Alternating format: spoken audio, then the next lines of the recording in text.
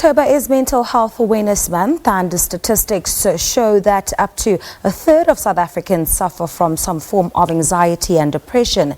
Now, recent research by the Stress Management Society has found that 95% of workers cited the office environment as being critical to workers' well-being and mental health. Well, Isla Galloway-Gaul is a workplace expert, and she joins us now in studio to shed more light on how boring workspaces can affect one's mental health. It's great to have you on the show. Thank you so much for coming. Thank you, Paul. Thank you for having me. Now, when we talk about a workspace affecting one's mental health, we often very quickly resort to or revert to what we know. So a toxic work environment, an unhealthy and unsafe work environment can very easily lead to mental health issues. But a boring one, how does that work? I think we all realize that we spend a large part of our life at work. And we have a group of dynamic people that we work with.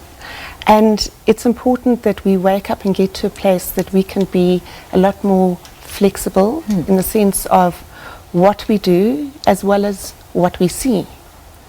What would be some of the main causes or things that would sort of make a work environment boring? Well, I think rigidity is probably the greatest mistake, and I think going forward we have spent the years actually working on the workplace of the future. We need to be agile in terms of getting our mind stimulated. Yes. So that means not sitting necessarily at your desk in a static space. It also means that we work in groups in the offices and businesses of today, and we need to be able to get away with teams that we work with and think of new ideas and have an environment that allows us to be quiet sometimes, interactive, creative, and that means designing spaces that give you a number of places that you can work in, thus not getting into a monotonous, boring, repetitive type of work environment. Now, the physiological and psychological health impacts of a boring workplace can really can vary. Take us through some of those and how hectic those effects can be. Well, I think, again, we go back to the point that we work a great part of our lives, maybe 2/3 of our life, and people want to be enthused as to the place that they're going to. And monotony often leads to a lack of enthusiasm, which is obviously also boredom, and then a level of unhappiness in what you're actually doing.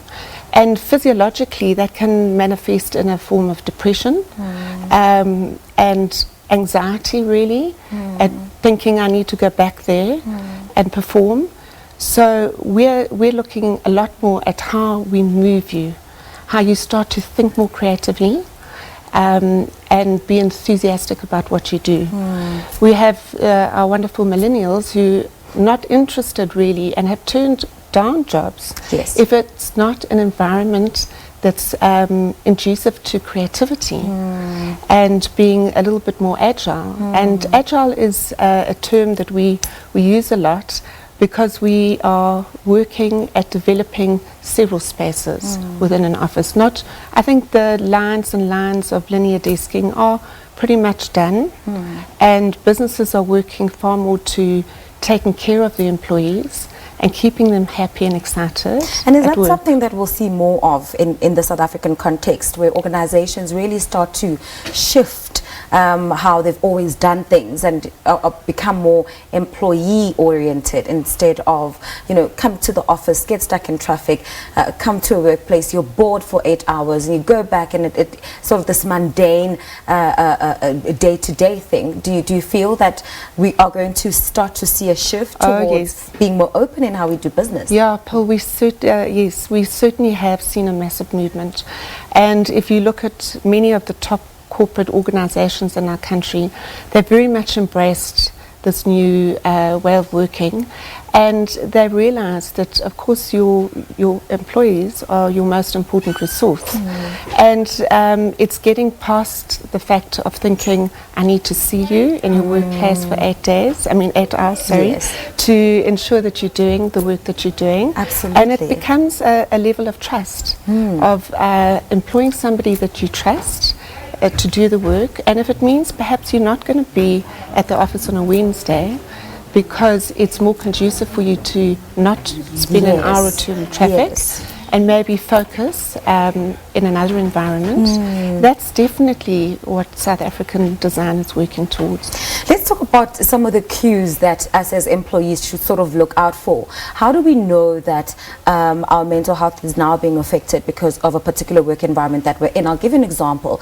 If I'm working at the SABC and it's becoming boring, and but I'm missing all the cues because I think, oh, I just have to go find something else that might be more exciting. So I miss the signs, I miss the cues that my mental health is affected. Instead, I just think, oh no, just go find something more exciting, and not treat whatever may be wrong with me. And then the cycle begins all over again as soon as I'm settled in a new environment, as soon as I've found my feet, and as soon as I've gotten into that routine.